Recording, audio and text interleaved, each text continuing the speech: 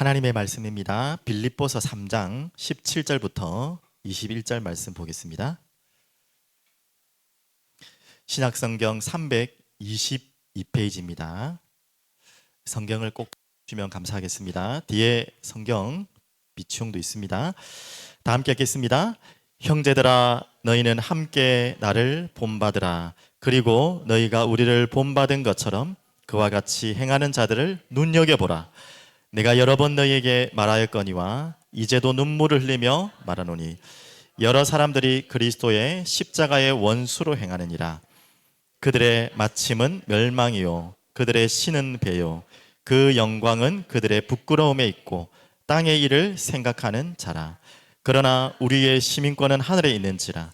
거기로부터 구원하는 자 곧 주 예수 그리스도를 기다리노니 그는 만물을 자기에게 복종하게 하실 수 있는 자의 역사로 우리의 낮은 몸을 자기 영광의 몸의 형체와 같이 변하게 하시리라. 아멘. 전능하신 하나님 아버지, 감사합니다. 오늘도 우리를 예배 속에, 우리를 하나님의 은혜 속에 호흡하게 하시고, 특히 찬양과 경배로 또한 하나님의 음성을 말씀으로 확인할 수 있는 저희들에게 귀한 은혜 주신 것 감사합니다. 말씀을 전하는 자나 듣는 자나 성령께 메인 자 되게 하여 주시옵소서. 예수 그리스도 이름으로 감사하며 기도드립니다. 아멘. 오늘 제목 보시면 같이 한번 볼까요? 나를 본받으라 라는 제목입니다. 굉장히 부담스러운 제목이죠. 오늘 이 본문은 17절에 바울이 직접 한 말입니다. 보십시오. 형제들아, 너희는 함께 나를 본받으라. 잘못 읽으면 굉장히 참 교만한 말처럼 들릴 수 있어요. 감히 누가 누구를 본받으라 할 수 있겠어요? 바울이 그러면 뭐 그럴 만한 인물이시기도 하지만 정말 그분이 교만해서 한 말일까요? 아닙니다. 그래서 잘 보셔야 되는데요. 어떻게 보면 이 본받으라는 이 이제 한글 번역보다는 영어가 더 이해하기 쉽고 더 좋을 겁니다. 그래서 서론에 보시면 자, 본받으라. 이 정도 영어는 우리 아이들도 알죠? 뭐라고 읽어야 될까요? 발음은 저는 안 좋지만 follow. 제일 이 단어를 많이 쓰는 데가 있잖아요. 뭐 할 때 이 말을 쓰죠? 인스타 하면 알잖아요. 팔로워 하잖아요. 몇 명이다 몇 명이다. 뭐 잠시 가볍게 이야기하면 전 세계 인스타 팔로워 가장 많은 사람이 누군지 아십니까? 저도 이것 때문에 한번 찾아봤어요. 그냥 방금 찾아봤는데 누군지 알아요? 호날두, 축구선수 호날두가 1위랍니다. 2위가 누군지 알아요? 메시. 야, 축구가 그 정도로 전 세계적으로 영향을 준지 몰랐어요. 우리나라에는 누굴까 그러면? 우리나라의 팔로워 1위. 제니. 블랙핑크가 완전히 다 장악했어요. 제니, 뭐 지수, 전 잘 모르는데 거의 1위부터 5위까지 다 블랙핑크가 다 들어가 있어요. 방탄소년단 그 중간에 끼어 있고. 일본에는 혹시 알아요? 별걸 다 물어보네. 일본의 팔로우 순위 1위부터 한 5위 안에가 참 감사하죠. 트와이스. 근데 트와이스 가운데 멤버들 일본 사람이 있습니까? 저는 몰랐거든. 처음 알았거든요. 그 세 명이 다 1, 2, 5위 안에 다 들어있어요. 그럼 그 정도로 참 우리나라가 참 그 정도로 참 한류가 참 대단하다는 말이죠. 자, 이제 여기서 살짝 지나가서 그런 말입니다. 본받으라는 말은 팔로란 말이 뭐란 말이죠? 쉽게 말하면 따라오라는 말입니다. 따라오라. 뭐 연예인들이나 뭐 이렇게 인스타나 그 팔로를 따라가는 거 따라간다는 말이거든요. 보고 싶다. 또 저 사람을 동경한다. 그런 말도 있겠죠. 또 우리가 뭐 유튜브도 지금 하고 있지만 구독의 의미는 좀 다르지만 구독의 의미도 될 수 있겠죠. 그래서 이 본받으라는 말은 잘못 들으면 너무 교만한 말로 들을 수 있지만 더 쉬운 말로 말하면 팔로 따라오라 이 말이죠. 또 조금 더 이해를 쉽게 하면 기준을 말하는 것입니다. 우리 초등학생들도 그렇고 여기 계신 모든 어른분들 기준 해보셨죠? 혹시 좀 내가 기준 해봤다. 학교에서 내가 보통 기준을 많이 한다. 별로 안 좋은 것 같아요. 보통 이제 제일 앞에 줄 서는 친구들이 기준 하잖아요. 군대는 또 다릅니다. 군대 갔다 오신 분은 알지만 군대는 반대예요. 키 큰 사람이 앞에 있어요. 왜 전쟁을 해야 되니까 그렇겠죠. 제일 키 큰 사람 앞에 있어요. 그래서 기준합니다. 특히 오화열을 맞출 때 가장 가운데 있는 사람이 기준하면 그 사람 중심으로 뭐 좌우로 나란히 하잖아요. 그리고 앞으로 나란히 그러잖아요. 특히 앞으로 나란히 할 때 뭘 보고 딱 서야 되죠? 그 앞 사람의 뭘 봐야 됩니까? 갑자기 제시 훈련이 됐는데 뒤통수를 봐야 돼요. 자꾸 이렇게 보면 안 돼요, 맞죠? 뒤통수를 정확하게 봐야 돼요. 그러면 제가 한 10번째 줄에 섰다. 제일 앞줄이 기준이겠죠. 그럼 10번째 줄에 섰으면 제일 앞에 있는 기준의 뒤통수가 보이면 될까요, 안 될까요? 그 보인다 이러면 내가 줄을 잘 생각해 못 쓴 거야. 잘못 쓴 거지. 삐딱하게 섰으니까 기준 제일 앞에가 보이지. 정말 줄을 정확하게 서면은 누구만 보여야 되죠? 앞 사람 뒤통수만 보여야 돼요. 이제 왜 이야기를 하냐면 그게 기준의 의미입니다. 그래서 우리는 누굴 따라가는 것이냐? 바로 내 앞에 있는 앞통수. 말이 좀 이상하지만 그걸 따라가요. 지금 바울이 감히 자기가 뭐 대단하다고 자기를 본받으라, 자기를 따르라 이렇게 말할 수 있겠습니까? 아무리 우리가 인정하는 전도자지만 그 말은 아니에요. 바로 기준이 있으면 그 기준을 누가 따르죠? 그 두 번째 줄 사람이 그걸 따르죠. 두 번째 줄 사람은 누굴 따르죠? 세 번째 줄 사람이 두 번째 줄 따라요. 뭐 이해됐죠? 네 번째 줄 사람은 세 번째에 있는 앞 사람 뒤통수를 못 따라가는 거예요. 두 번째에 있는 줄 따라갈 수가 없어요. 그건 잘못 쓴 거예요, 줄을. 정확하게 썼다면. 그런 의미에서 따라오라는 것입니다. 그래서 조금 더 이해하기 쉽게 고린도전서 11장 1절, 빌립보서 3장 10절 나오지만 특히 고린도전서 11장 1절 먼저 보시면 바울의 이 오해될 수 있는 말, 자칫 잘못하면 교만하게 들을 수 있는 말이 절대 교만의 말이 아니라 정확한 말입니다. 또한 나중에 설명되겠지만 여러분도 바울과 같은 고백을 할 수 있는 사람이 돼야 돼요. 뭐 나 같은 사람이 뭐 그런 말 아니에요. 지금 겸손, 쓸데없는 겸손 지금 따지는 거 아닙니다. 나를 따르라, 나를 본받으라 할 수 있어야 돼요. 왜? 두 번째 줄 사람은요, 세 번째 줄 사람한테 그 말을 할 수 있어야 되는 거예요. 세 번째 줄에 쓴 사람은 네 번째 줄 사람한테 나를 봐라 이렇게 돼야 되는 거예요. 그게 아니라면 지금 뭔가 잘못 가고 있는 거예요. 누군가가 지금 잘못 보고 있는 거예요. 잘못 줄 쓴 거예요. 무슨 말인지 알겠죠? 그러면 그 기준이 누구냐예요. 그걸 찾아야겠죠. 바울은 자기가 기준이란 말을 한 게 아니에요. 자, 그래서 나를 본받으라는 말이 이 말씀 말고도 성경 구석구석에 바울은 자주 이 말을 하고 있습니다. 그 중에서 고린도서 11장 1절 이 말이에요. 자, 이제 이해되셨죠? 같이 한번 읽어볼까요? 내가 그리스도를 본받는 자가 된 것 같이 너희는 나를 본받는 자가 되라. 이제 조금 이해되셨죠? 누가 기준이라는 거죠? 그리스도. 그러면 그 다음에 누가 따라오고 있다는 거죠? 두 번째 바울이 따라가고, 그러면 바울 뒤에 또 누가요? 바로 그리스도를 따라가는 것 같지만 맞지만 바로 그 뒤를 따라오라는 거예요. 정확하게. 그래서 이런 의미로 나를 따라 본받으라 말은 여러분 또한 그 역할을 하셔야 되는 거예요. 여러분 뒤에 따라오는 이 소중한 지금 뭣도 모르고 앉아있는 종이 접기 하고 있는 이 아이들이 누구를 따라가겠습니까? 당연히 그리스도를 따라가야 되죠. 그런데 그리스도를 따라가기 전에 누구를 따라가겠어요? 그러니까요. 참 부담스럽고 우리 똑똑하죠. 아이들 더 잘하. 엄마 아빠 난 생각도 안 하고 엄마 아빠 참 부담스러운 역할입니다. 그냥 단순한 역할이 아니에요. 특히 믿음의 부모들은 보통 일이 아니죠. 부담이 아니라 거룩한 부담이에요. 감사한 부담. 그리고 오늘 안 읽었지만 빌립보서 3장 10절 한 구절 저번 주에 읽은 본문입니다. 한번 볼까요?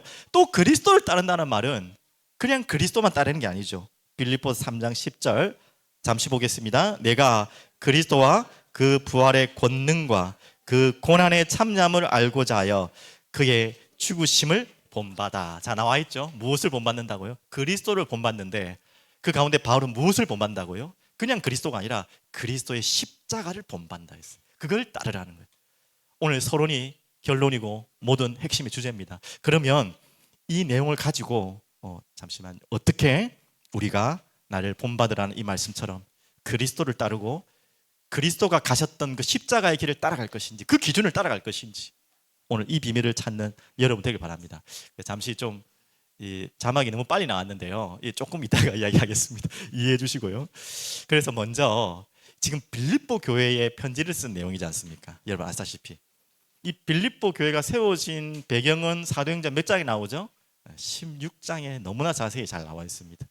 바울 팀이 개척한 또 선교한 교회이기도 하죠.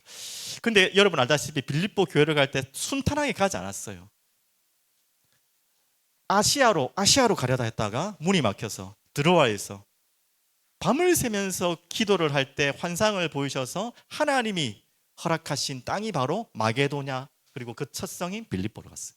철저하게 기도하면서 성령님도 바꿨어요. 그 빌립보가 얼만큼 중요한 지금 그 이정표였냐면, 전환점이었냐면, 그 빌립보 교회가 유럽 교회의 첫 교회라고 보면 됩니다. 그 유럽 교회는 지금 여러분 역사를 이미 다 지나왔기 때문에 알잖아요. 1000년, 2000년 이상을 이 복음의 중심이 되었고 전 세계의 복음의 메카 역할을 했던 전하는 어떤 기준이 됐던 교회가 바로 유럽 교회였어요. 지금이야 많이 쇠퇴했지만 그 시작이 그럼 뭐였다고요? 이 빌립보 교회. 그럼 얼마나 이 빌립보 교회 성도들이 중요한지 알겠죠. 바울이 이것까지는 다 몰랐을지라도 바로 그 유럽을 관통하는 첫 성 빌립보가 얼만큼 중요하고 거기에 세워진 교회가 얼만큼 중요하다고 알았겠죠. 그 빌립보 교회가 모델이 되지 않으면 그 빌립보 교회를 따라서 또 교회들이 세우잖아요. 그리고 이어진 교회가 어디죠? 데살로니가 교회. 17장에 데살로니가에 또 교회 세우잖아요. 그래서 이 모델이 돼야 될 빌립보 교회, 그리고 바울도 그렇고 아시아의 모델이 된 교회 데살로니가 교회. 그 모든 믿는 자의 본이 됐다 그랬잖아요. 데살로니가 교회를 보고. 그런 것처럼 이렇게 따라와야 될 중요한 시간표예요. 자, 지금 우리가 그냥 빌립보서를 읽어가고 있는데 이 말씀을 저희가 하나님 주셨어요. 이번 주간이 무슨 주간인 줄 알죠? 6월 6일 다 아시죠? 네, 설립절 말씀. 우리 교회가 시작됩니다. 우연히 주신 말씀이 아니겠죠. 그럼 우리 교회가 부담스럽지만 거룩한 부담을 가지고 진짜 하나님이 원하시는 그리스도를 따르는 그 십자가를 따르는 본이 되는 교회로 하나님 우리에게 메시지 주신 거 아니겠습니까? 참 부끄럽지만 감히 말하기가 좀 입에 좀 민망하긴 하지만 아니요, 진짜 우리 사랑이 흐르는 교회가 모든 교회의 본이 되는, 이 지역의 본이 되는 교회로 하나님 우리를 거룩하게 부담으로 쓰임받게 해달라고, 그것을 우리 마음에 품어야 될 중요한 시간표입니다. 그래서 이제 시작을 드리면, 자, 그런데 오늘 바울은 안타까운 이야기를 하고 있습니다. 그 대열을 따라야 될, 그 십자가의 길을 따라야 될, 그 이전에 그리스도를 따라야 될 교회와 그 교회 안에 사람들이 지금 뭘 하고 있다고요? 십자가의 원수 역할을 하고 있다는 거예요. 18절 한번 보십시오. 내가 여러 번 너에게 말할 거니까. 얼만큼 그게 안타까웠냐면 좀 위기였기도 하겠죠. 또 시급하기도 하겠죠. 여러 번 주의를 줬어요. 그러면서 이제도 눈물을 흘리며 말하노니, 뭐 과장일 수도 있겠지만 여러분 눈물을 흘리면서 말한 적이 있습니까? 눈물을 흘리면서 누군가에게 이야기한 적 있어요? 정말 애타는 거겠죠. 뭐 기쁨의 눈물을 흘리는 거 말고 이게 그 이야기 아니잖아요. 너무나 안타깝고 애통하고 또 다르게 얘기하면 말이 안 통해서 왜 이 이야기를 못 들을까? 복음 전할 때, 가족들한테 복음 전할 때 여러분 그런 마음 많았을 겁니다. 뭐 눈물까지 안 흘려도 속에 눈물 흘렸겠죠. 왜 이 복음을 못 알아들을까? 이 복음을, 아니 이렇게 좋은 복음을 왜 거부할까? 그러면서 눈물로 가슴을 치면서 복음 전하신 경험들이 다 있을 겁니다. 가족이 아니더라도 여러분 많은 만남 속에 친구 중에 주변 중에 복음을 전하는데 너무 못 알아듣는 거야. 안 받아주는 거야. 그럴 때 막 눈물을 흘리고 있죠. 뭐 그거는 참 감사한 일인데 지금 여기에서 말하는 눈물을 흘리며 말하는 것은 너무나 안타까운 상황이에요. 어떻게 했죠? 여러 사람들이 오늘 1번 돼지처럼 그리스도의 뭐에 됐다고요? 십자가의 원수로 행하는 일을. 정말로 무서운 이야기입니다. 이건 십자가의 원수, 이것만큼 모독적인 이야기가 없고 심각한 욕이 없고요. 하여튼 뭐 이 언약적인 욕 중에서 최악의 욕이에요. 최고의 욕이고 최악의 욕입니다. 바울이 왜 십자가의 원수로까지 이야기했겠습니까? 제가 찾아보니까 이 십자가의 원수라는 표현은 여기밖에 없어요. 그만큼 지금 바울이 분노한 것이고 진짜 눈물이 날 만큼 애통한 것이고, 또 반대로 말하면 애정이 있었다는 거죠. 이걸 놓쳐버리고 딴 데로 가는 이 십자가의 원수, 십자가의 은혜를 받은 자가 가장 큰 이런 길을 간다면 이거는 말도 안 되는 이야기죠. 진짜 은혜를 안 받은 사람이겠죠, 어떻게 보면. 그러면서 다시 말씀드립니다. 눈물을 흘리며 말하노니, 왜 다른 것을 따르냐 이거예요. 왜 다른 기준으로 가냐 이 말이에요. 왜 지금 나를 본받고 나를 따라와야 되는데 너희들은 엉뚱한 대로 엉뚱한 기준으로 지금 대열을 이탈했냐 이 말입니다. 얼마나 가슴이 치겠습니까? 다른 게 아닌데. 그 중에 우리가 앞에 읽었던 빌립보서 3장에 개들이라고 표현할 만큼 좀 심한 말이 빌립보서 다 나와요. 3장에 개들, 이 원수 막 다 나와요. 개들 뭐라 했죠? 어떤 존재죠? 율법주의자들. 한마디로 이 십자가의 복음으로, 이 십자가의 피로 부족하다는 거예요. 십자가 맞지만 그래도 할례를 해야 되고 뭘 해야 되고 그래야지 좋다는 말이 아니라 구원받는다는 거예요. 이건 큰 심각한 문제입니다. 그러면 십자가의 피가 부족하다는 거예요. 그리스도의 십자가가 완전하지 않다는 말을 반증하고 있는 거예요. 뭔가를 더 된다는 거예요. 그런 율법주의자. 또 지금은 율법주의자가 함께 걔들을 제가 같이 그때 포함했긴 했지만 누구죠? 이제는 도덕 폐기론주의자다. 이제 십자가로 끝났기 때문에 내 마음대로 살아도 돼. 그냥 말은 그렇게 안 하겠죠. 나 말은 아이고 마음대로 타락하면서 살아야 된다 안 하겠지만 그 가슴으로 몰래 마음껏 죄를 범하고 도덕 폐기론 영지주의자들이 또 그렇게 한 거예요. 영지주의자는 아예 믿지도 않았지만 이런 눈물을 흘리고 말아야 될 십자가의 원수들이 지금 이 교회 안에 또 지금 흐름들이 자꾸 흘러오는 거예요. 거기에 대해서 바울은 경계하면서 여러 번 너에게 말했다. 경계하고 말한다. 저들이 저렇게 지금 하고 있다. 지금 말하고 있는 것입니다. 혹시 여러분 정말 깨어서 잘 봐야 됩니다. 여러 사람들이 가는 곳이 우리는 착각할 때가 있어요. 많은 사람이 가니까 거기가 진리처럼 느껴지셨어요. 우리도 그러잖아요. 막 이렇게 어디 가면 막 어디 시장 같은 거 많은 곳에 모이잖아요. 맛집도 막 사람 많이 모이는 거 그럴 수는 있죠. 그건 하나의 기준이 될 수 있겠지만 그건 진짜 기준이 아니에요. 우리는 착각합니다. 많은 사람이 가면 진리인 것 같은 착각을 합니다. 오늘 그 이야기를 하고 있습니다. 지금 여러 사람들이 그리스도의 십자가의 원수를 행하느니라. 여러 사람이란 말은 많은 사람이거든요.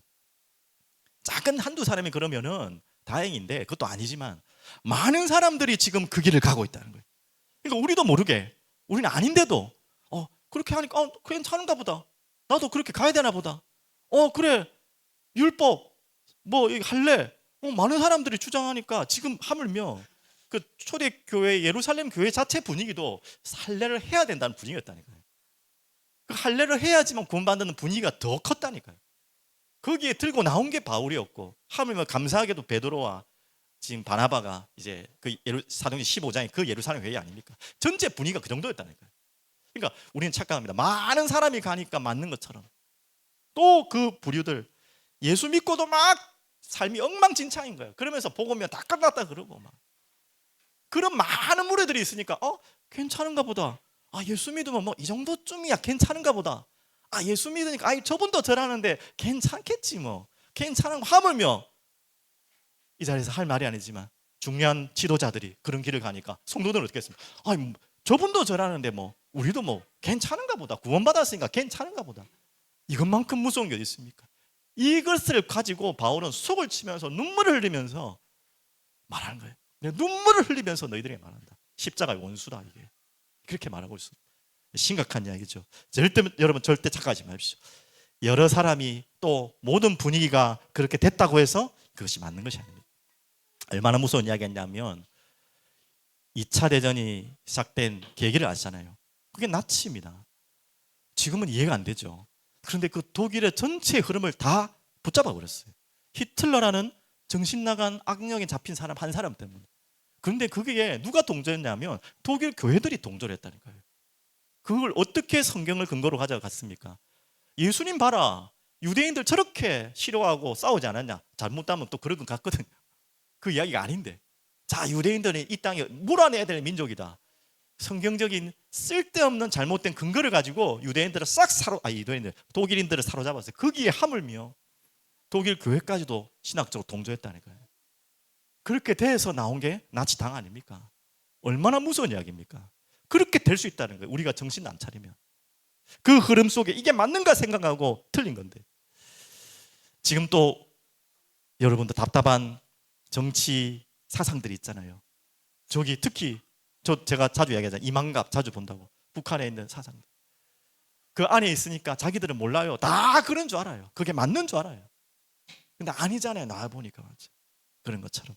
또한 오늘도 우리에게 많은 이단과 사이비 종교들이 있습니다. 그들에게도 그 흐름 속에 같이 막 있으니까 그게 다 맞는 줄 알아요. 아닌데 맞죠. 그 속에서. 그러면서 정말 대화가 안 되죠. 이단들의 특징이 뭔가 인지 부조화거든요. 자기 것이 끝까지 맞다고 생각하는 거예요. 아무리 상식적인 걸 갖다 대도 이해가 안 되는 거예요. 보십시오. 지금 JMS 사건이 저렇게 터졌는데도 다 나와야 될 사람들 못 나오고 있어요. 왜 그런지 아세요? 그 인지 부조화. 이미 언론에 지금 법정에 구속도 당하고 다 당했는데도 못 나오는 거예요. 그래도 혹시 뭔가가 있지 않겠냐, 핍박이지 않겠냐. 이거 완전히 여러분 정말로 중요한 시간표입니다. 눈물을 흘리며 말하노니. 맞죠? 이 바울의 심령을 여러분 마음에 담으시는 귀한 시간 되면 좋겠습니다. 그러면서 또 하고자 하는 이야기가 뭐죠? 19절이죠. 자, 19절 한번 같이 읽어보겠습니다. 그들의 마침은 멸망이요 그들의 신은 배요 그의 영광은 그들의 부끄러움에 있고 땅의 일을 생각하는 자라. 결국 자기 배를 채우고 그들의 신이 배고 땅의 일 생각하는 자라. 결국 이거예요. 그 십자가의 원수 역할을 하는 자들의 모든 결론이 어디에 지금 머물러 있다는 거예요? 땅의 일을 따라가는 거예요. 땅의 일을 기준으로 삼는 거예요. 더 무서운 것은 하늘에 지금 여기에 있는 이야기는 불신자들을 욕한 게 아닙니다. 바울이 왜 불신자를 욕하겠습니까? 그들 살려야 되는데. 지금 교회 안에 들어와 있는데 십자가의 원수 역할을 하는 자들을 눈물을 흘리면서 이야기하는 거예요. 그러면서 뭐라고 했죠? 그들의 배는 그들의 신은 뭐 이렇다. 땅의 일을 생각하는지라. 하늘의 것을 이용해서 그것을 악용해서 땅의 것을 취하는 자예요. 이것만큼 악한 사람이 없어요. 아예 몰라버리면 불신자처럼 모르면 몰라도 다 들어놓고 십자가가 무엇인지 예수 그리스도가 무엇인지 알면서도 그걸 이용하고 악용하는 위의 것을 이용하는 땅의 일을 하는 자, 땅의 일을 머무는 자, 얼마나 무서운 자입니까? 타락한 종교 지도자도 될 수 있겠죠. 그러면 너무 남 이야기만 했지만 우리도 자칫하면 그럴 수 있다는 거예요. 우리도 자칫하면 무지하면 또 모르고 따라가면 그 길로 갈 수 있다는 거예요. 그래서 우리는 경계해야 됩니다. 그래서 성경에는 이 마음들을 말하고 있습니다. 두 마음을 품지 마라. 자, 우리 아이들 또 너무 진지하게 하니까 질문할게요. 짬뽕이 좋아요? 짜장이 좋아요? 짜장, 짬뽕. 자, 그러면 참 항상 그때 갈등이죠. 뭘 먹을지. 그러면 좋은 방법이 있습니다. 짬뽕과 짜장 갈등 안 되는 방법. 그래서 나온 게 있잖아. 짬짜면. 먹는 거는 괜찮아요. 뭐 짬뽕을 먹든 짜장을 먹든 같이 먹든. 그런데 영적으로는 뭐라고 하나님 말씀하셨냐면 땅의 일을 위의 것을 가지고도 땅의 일을 생각하는 자를 하나님은 정말 미워한다고 했어요. 그걸 다른 표현으로 뭐였냐면 두 마음을 품은 자라 했거든요. 여러분은 먹는 거는요, 짬뽕 먹었다 짜장 먹어도 되고 아니면 같이 먹어도 돼요. 하지만 영적인 것만큼은 두 마음을 품으면 안 돼요. 위의 것을 이미 체험해 놓고 땅의 것을 바라보는 인생으로 살지 말라는, 거기에 이 바울이 하나님의 마음으로 십자가의 원수로 했고 눈물을 흘리며 말하노니라고 했어요. 우리도 그렇게 속을 수 있다는 거예요. 여러분들이 깨어 있어야 될 이유입니다. 그래서 두 마음을 품지 마라. 많은 구절들이 있지만 시편 12편 2절에도 나오고요. 시편 119편 113절 길기도 하죠. 하나님은 이런 자들, 두 마음을 품은 자들을 미워하신다고 하셨어요. 또 호세아서 10장 2절에는 이런 자들 내가 벌을 내릴 것이다 그랬습니다. 그러면서 야고보서 4장 8절 10절을 한번 같이 볼게요. 두 마음을 품은 자 한번 읽어볼까요? 하나님을 가까이 하라. 그리하면 너희를 가까이 하시라. 이게 우리가 품어야 될 마음이죠. 죄인들아 손을 깨끗이 하라. 두 마음을 품은 자들아 마음을 성결하게 하라. 슬퍼하며 애통하며 울지어다. 너의 웃음을 애통으로 너희 즐거움을 근심으로 바꿀지어다. 주 앞에서 낮추라. 그리하면 주께서 너희를 높이시리라. 한마디로 무슨 말인지 알겠죠? 우리가 주께만 향해야 된 마음이 자꾸 다른 마음으로 갈 때 돌이키라는 거예요. 두 마음을 품지 말라는 거예요. 우리는 본성 자체가 자꾸 두 마음을 품는 본성이 있어요. 그래서 우리는 진짜 오직 주만 바라보는, 주님만을 사랑하는 마음으로 채워달라고 오늘도 이 예배 속에서 기도하시고 은혜 받는 여러분 되시길 바랍니다. 그러면 두 번째, 자, 이 십자가의 원수를 넘어서 우리는 어디로 가야 된다 했죠? 십자가를 따르는 자. 십자가의 원수와 반대되는 이야기죠. 십자가를 따르는 자. 아까 소를 말씀한 것처럼 그리스도를 본받아 나를 따라라 그랬잖아요. 내가 그리스도를 따라가는 것처럼, 내가 그리스도의 십자가를 따라가는 것처럼 너도 나를 따라라 이 말이죠. 오늘 여러분 이 십자가를 따르는 자의 축복 누리시길 바랍니다. 그래서 십자가라고 설명하면 너무 설명할 게 많아요. 근데 여러분 너무나 잘 알고 있어요. 오늘 이 단어로 십자가를 좀 설명하고 싶은데요. 혹시 파라독스라는 말을 들어보셨습니까? 뭐 다 아시겠지만, 뭐 역설이라는 말도 될 수 있겠고, 뭐 모순이라는 조금 의미는 다르지만 의미도 될 수 있겠죠. 그러면 파라독스 이전에 여러분 모순이라는 단어를 아십니까? 모순. 우리 아이들 알면 좋습니다. 유래를 말씀드리면, 자, 초나라에 무기상인이 있었답니다.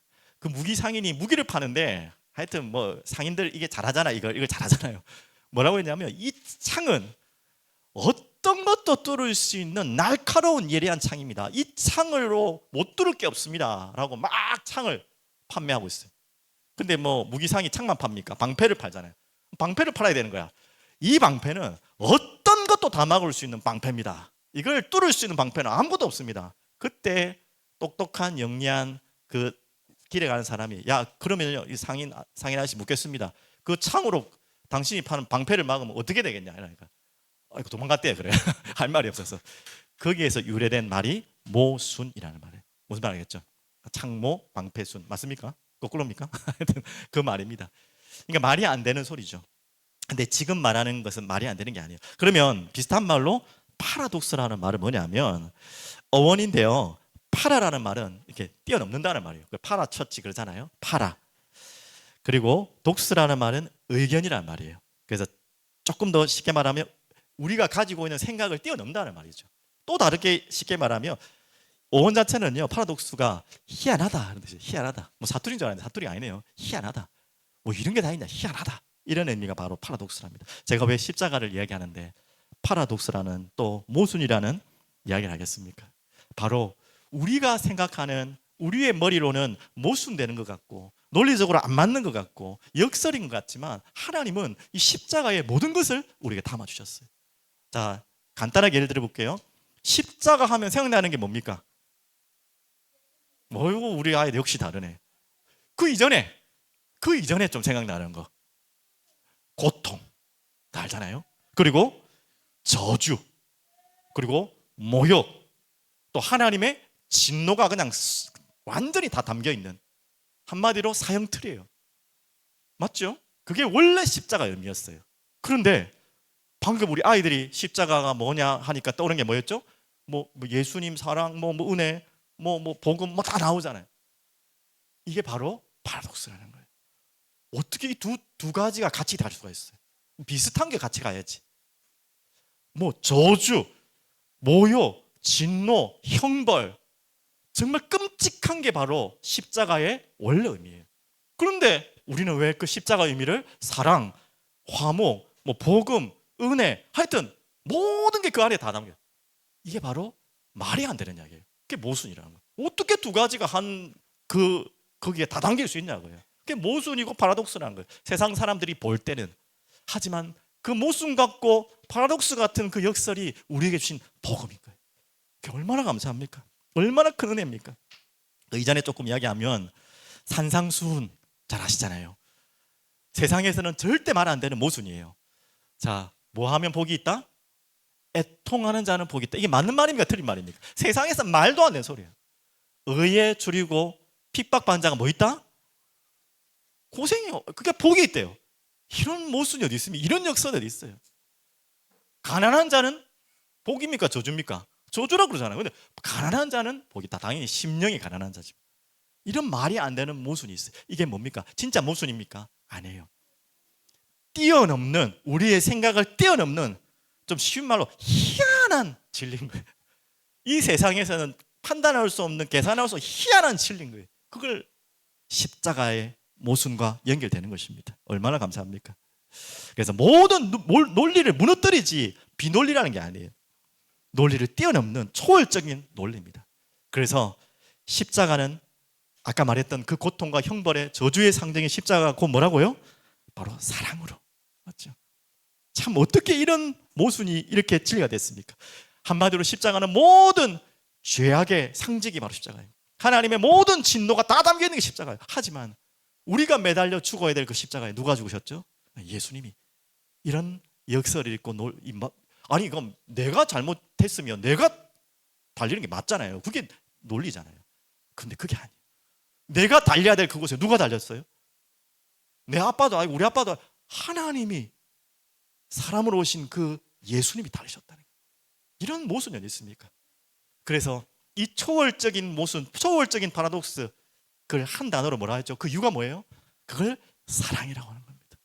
이건 논리로 생각할 수 없는 초월적인 논리입니다. 이 모순 중에 모순, 사랑. 조금만 더 설명해 볼까요? 여기 다 애기 어머니들, 부모님들 많은데 내 자녀가 절대 그럴 일 없지만 죽을 만큼 아픈 병이 생겼어요. 그런데 어머니든 아버지든 이 아이를 살리려면 내 무언가를 주면은 이 아이를 살 수 있어요. 그런데 나는 죽을 수도 있어요.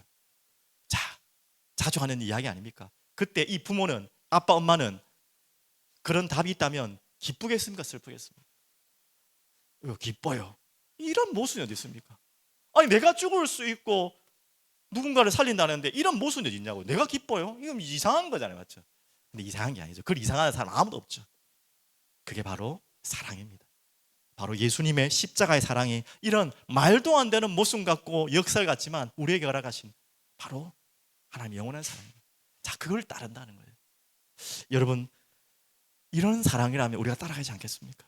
이런 사랑이면 우리가 안 갈 수가 없는 거잖아요. 그래서 이 십자가를 따르는 이유, 이런 사랑을 받았기 때문에 그 십자가를 통해 우리의 모든 죄와 죄 사함의 답을 우리에게 허락하셨기 때문에.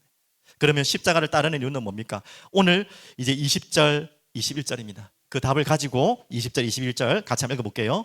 그러나 우리의 시민권은 하늘에 있는지라 거기로부터 구원하는 자 곧 주 예수 그리스도를 기다리니 그는 만물을 자기에게 복종하게 하실 수 있는 자의 역사로 우리의 낮은 몸을 자기 영광의 몸의 형체와 같이 변하게 하시리라. 아멘.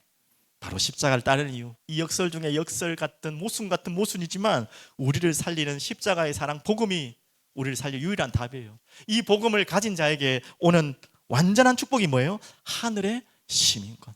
그래서 그러나, 또 나왔죠. 그러나 왜 땅의 것을 바라보냐 이거예요. 왜 자신의 배를 채우냐 이거예요. 네가 그것을 모른다면 할 말이 없지만 알고도 왜 그러냐 이거예요. 이 십자가의 복음과 사랑을 알고도 왜 19절에 부끄러움에 있고 땅의 일을 하고 그들의 배를 채우고 그들의 영광을 부끄러움에 있는 그 땅의 일을 생각하냐. 그러나 너희들은 그럴 필요가 없다. 우리의 시민권은 하늘에 있다. 여러분이 그 십자가를 통과하는 모든 자들에게는 바로 부활의 영광, 그리고 뭐죠? 천국의 복음이 우리에게 증거된 것입니다. 그래서 여러분 좀 이 이야기를 들으면 아는 이야기고 또 믿으니까 여러분 다 앉아 계시겠지만 좀 막연하지 않습니까? 그래서 혹시 또 주의하실 거는 막 천국 갔다 왔다 지옥 갔다 왔다 간증하시는 분들 참 주의해야 됩니다. 무조건 제가 뭐 틀렸다 맞다고는 할 수 없겠지만 굉장히 주의해야 돼요. 그런 거 들으니까 좀 실감은 나지만 정말 주의해야 될 부분이죠. 우리는 말씀을 통해서 항상 확인하겠죠. 우리는 그럼 그렇게 따라가는 게 아니고요. 저는 이 부분을 묵상하면서 제 마음에 주신 그 은혜는 뭐냐면, 어떻게 지금 내가 살아있는데, 육신이 살아있는데 이 천국을 또 부활을 내가 바라볼 수 있을까? 또 어떻게 그거를 내가 소망으로 삼을 수 있을까? 가장 좀 어리석은 생각인지 모르겠지만 하나님 주신 마음이기 때문에 이런 마음이 들었어요. 날마다 나의 죽음을 생각하자. 저는 그렇게 생각했어요. 나의 죽음을 생각하자. 저는 목회자이기 때문에 장례 예배를 정말 많이 드렸는데 그때만, 절대 그러면 안 되겠지만 천국, 부활 이야기 많이 하는 것 같아요. 절대 그러면 안 되겠지만 말도 하지만 그때 정말 깊이 많이 생각한 것 같아요. 메시지 우리가 많이 하죠. 하지만 정말 깊이 그 메시지를 받고 생각할 때는 장례 예배 인도할 때, 여러분들도 그럴 거예요. 여러분의 가족 중에 누군가를 떠나보내실 때, 그때 참 그때가 또 잠시 또 지나가면 또 잊어버리죠. 생활의 삶에. 그래서 제 마음속에 품은 거는 날마다, 부정적인 의미가 아닙니다, 나의 죽음을 생각하는 거예요. 그래, 난 언제나 죽어야 되고 언제 죽어도 할 말 없는 사람이고, 또 더 감사한 건 언제 죽어도 괜찮아요. 당연히 오래 건강히 살아야겠지만, 그렇다면 그 속에 내가 답이 있다는 거 얼마나 감사합니까? 부활이란 답이 있고 그 부활의 몸으로 내가 변화될 것이라는 오늘 약속처럼 답이 있고, 그리고 영원히 살 곳, 원래 본향이죠, 천국이 있다는 거. 여러분 그것을 소망으로 품고 산다면 지금 땅에 있는 거, 먹고 사는 거, 지금 내 눈앞에 막 보이는 거, 지금 억울한 거, 답답한 거, 미치겠는 거, 내게 있는 욕망, 모든 것들이 전부 아무것도 아닌 거예요. 우리는 날마다 매일을 사는데 다 죽을 거면서, 언제 죽을지도 모르면서 그걸 안 생각하고 사는 거예요. 모르는 것처럼 살고 있는 거예요. 그래서 정말 여러분과 저에게 이 십자가를 따르는 삶으로 날마다 우리가 부활을 소망하고 천국을 바라보는 오늘이 마지막 같은 삶으로, 그렇죠?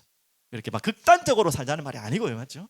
그런 마음으로 오늘 주님을 따라가고 십자가를 따라가는 여러분 되시기를 간절히 축복드립니다. 그러면 마지막 결론입니다. 여러 가지 이야기들이 이렇게 퍼져 있었는데요, 이제 하나로 모으겠습니다. 다시 돌아왔습니다. 나를 본받으라라고 바울이 말한 것처럼 여러분도 여러분의 자녀에게 부끄러운 것 같지만 그렇게 하셔야 됩니다. 또 여러분이 선생님이라면 여러분이 가르치는 제자에게, 또 여러분이 전도하셨다면 여러분이 전도하신 그 영혼에게 이런 고백할 수 있어야 돼요. 나를 따르라, 나를 본받으라 할 수 있어야 돼요. 그 말을 할 수 있는 자의 자격은 또 뭐예요? 내가 그리스도를 따르고 있을 때, 내가 그리스도의 십자가를 따르고 있다면 여러분 좀 부족해도 그렇게 말할 수 있는 거예요. 그렇지 않다면 그런 말 해서도 안 되고 할 수도 없겠죠. 오늘 이 대열, 우리 교회가 아까 소련이 말한 것처럼 이 대열에 정말 사랑이 흐르는 교회처럼 하면 된다. 좀 부끄럽지만 저는 그 거룩한 기도 제목이 있습니다. 그리고 목회자로서 저 목사처럼 따라가면 된다. 이건 교만이 아니고요. 우리 부모로서 아까 말했듯이 우리 엄마 아빠처럼 당연히 완전하진 않겠지만 내가 저분이 따라갔던 그리스도 그 십자가를 나로 따라가겠다. 그런 고백할 수 있다면 여러분은 이 땅을 정말 은혜롭게 더 잘 살아가신 줄 믿습니다. 그래서 정말 여러분들은 기억하셔야 됩니다. 내 뒤에 누군가가 따라오고 있다는 거. 그래서 줄 설 때 중요한 거예요. 딱 줄 섰는데 내가 잘못 뒤통수를 앞 사람 뒤통수 안 보고 딴 데를 보고 있으면 뒤에 전부 엉뚱한 데 다 가버려요. 나 한 사람 때문에. 진짜 거룩한 부담감이에요. 그래서 여러분이 중요하다는 거예요. 여러분 뒤통수에는 항상 내 뒤통수를 보는 사람이 있다는 걸 기억하셔야 돼요. 하나님 보시는 건 말할 필요도 없고 그런 거룩한 부담감으로 오늘 나를 본받으라는 바울의 마음과 같이 여러분들이 이런 고백이 있길 바랍니다. 자, 그래서 나왔죠. 마태복음 4장 19절. 저는 이 말씀이 자주 말씀드리지만 이제서야 조금 이해가 돼요. 다 아시는 말씀이죠. 예수님이 직접 말씀하신 거잖아요. 나를 따라오너라. 그러면 뭐 한다? 내가 너희를 사람을 낚는 어부가 되게 하리라. 자, 오늘 우리가 결국은 따라야 될 기준은 예수님을 따르는 것인데 중요한 것은 내가 따르는데 어떻게 따라야 될지 알아야 돼요. 이 제자들도 예수님 따랐지만 절반만 따라갔어요. 그때는 모든 걸 다 버린 거 따라갔고 자신의 모든 것을 내놓고 따라간 것 같지만 그 당시엔 절반밖에 안 따라갔다는 거예요. 자, 예수님을 그러면 따라가는 이유가 뭡니까? 우리가 그걸 알고 해야 돼요. 첫 번째는 정리합니다. 바로 그 십자가를 따르는 이유가 뭐냐? 구원입니다. 당연한 것이죠. 예수님 우리 따라가는 첫 번째 목적은, 또 예수님의 십자가를 따라가는 첫 번째 목적은 바로 구원입니다. 그것 아니고는 우리에게 죄 사함이 없어요. 우리를 사망과 지옥의 권세에서 이길 수 있는 어떤 답이 없어요. 그래서 우리는 예수님을 따르고 예수님의 십자가를 따르는 거예요. 특히 그 이후에 오는 것이 부활과 천국이고요. 우리는 그냥 예수님을 따르는 것이 아니라 예수님의 십자가를 따르는 것입니다. 그러면서 두 번째는 뭐예요? 이 예수님의 십자가를 딴다는 말은 거룩한 삶을 이야기하는 것입니다. 같이 연결되는 것입니다. 아유, 그럼 또 착하게 바르게 살아야 구원받는다는 말입니까? 그 말 아닌 거 알죠? 그 이야기는 절대 속지 마시고요. 바로 거룩한 삶이라는 말은 내가 삶을 바르게 하는 것에 우리는 자꾸 포커스가 갖춰야 되는데 그것이 포커스가 아니에요. 정말 오직 하나님 한 분, 그리스도 한 분만을 사랑하는 거예요. 그 사랑하기 때문에 그분이 원하는 것을 하는 것입니다. 그게 거룩이라는, 구별이라는 답이 나오는 거예요. 내가 착하게 바르게 살려면 안 된다니까요. 근데 내가 정말 하나님만을 사랑하고 오직 그분만을 사랑하니까 또 그분이 하신 말씀이잖아요. 내가 거룩하니 너희도 거룩하라. 지금 이제 생명의 삶 베드로 전서로 넘어갔지 않습니까? 거기에도 분명히 나오죠. 내가 거룩하니 너희도 거룩하라. 왜? 내가 그분과 함께하기 위해서, 그분을 너무 사랑하니까. 그래서 내가 지금 원하는 육신의 것, 땅의 것을 이 땅에 죄를 죽이며 예수 이름으로 가지고 또 사단과 싸우면서 싸워가는 것입니다. 그게 힘든 게 아니라 행복한 거예요. 사랑하는 사람을 위해서 내가 하는데, 내가 사랑하는 그분과 함께하기 위해서 이 부분들을 내가 제어하는데 그게 힘들다는 것은 사랑하지 않는다는 거예요. 다른 뭔가가 있다는 거예요. 맞죠? 이게 바로 두 번째라면 마지막 세 번째, 오늘은 이 부분을 여러분들 좀 포인트로 주셨습니다. 당연한 것이죠. 예수님의 십자가를 따라야지만 구원받을 수 있기 때문에. 예수님의 십자가를 따른다는 것은 땅의 것 내가 소유 그거 원하지 않는다는 거죠. 하나님의 것, 하나님의 거룩한 삶을 살겠다는 거죠. 그러면서 세 번째 뭐예요? 그 십자가를 지신 예수님 목적이 무엇입니까? 방금 두 가지와 함께 바로 사람을 낚는 어부예요. 우리는 그것만 딱 붙잡고 있었어요. 1번, 2번이 안 되는 3번은 아닙니다. 1번, 2번이 아닌 전도 선교는 절대 아니에요. 그건 가짜 전도예요. 절반의 전도예요. 하나님은 분명히 십자가를 따라 예수를 따라 말은 전도 선교에 포커스가 있는 것 같지만 두 가지가 전제된 거예요. 바로 구원과 그 구원받은 자의 삶과 그것을 따라서 사람을 살리는 것입니다. 땅끝까지 복음 전하는, 예수님이 십자가에 지신 이유는 결국은 우리를 살리려고 하는 거잖아요. 그리고 나를 따르라 한 목적이 사람을 낳아보잖아요. 사람을 살리고 영혼을 살리는 영혼 사랑, 진정한 영혼 사랑. 오늘 여러분이 이렇게 예수님을 본받고 또 예수님을 본받은 바울을 따라가고 또 그 바울을 따라서 많은 제자들이 따라와서 지금 오늘 우리까지 여기까지 온 거예요. 또한 우리가 정말 부족하고 연약하지만 우리의 뒤통수를 따라올 많은 사람들이 있다는 거예요. 그런 심정으로 여러분 고백합시다. 나를 본받으라, 나를 따르라 할 수 있는 하나님의 은혜를 주시옵소서. 오늘 이 고백으로 결론으로 마무리하겠습니다. 기도하겠습니다. 전능하신 주님, 감사합니다. 귀중한 주간에 또 귀중한 시간표에 하나님의 정확한 시간표의 말씀을 허락해 주신 것을 믿고 감사합니다. 바울이 고백했던 것처럼 나를 본받으라, 나를 따르라 했던 이 깊은 숨겨진 메시지를 우리가 붙들고 예수 그리스도를 또 그분이 지신 그 십자가를 나 또한 따라갈 수 있도록 주님 은혜의 은혜를 허락하여 주시옵소서. 주님께 영광 돌리며 정말 우리의 인생이, 우리의 교회가 우리를 따라도 될 만한 본이 되는 교회와 우리 인생 되게 하여 주시옵소서. 그렇게 하나님의 은혜가 오늘 우리를 붙들어 주시고 이끌어 주시옵소서. 감사드리며 살아계신 예수 그리스도 이름으로 기도합니다. 아멘.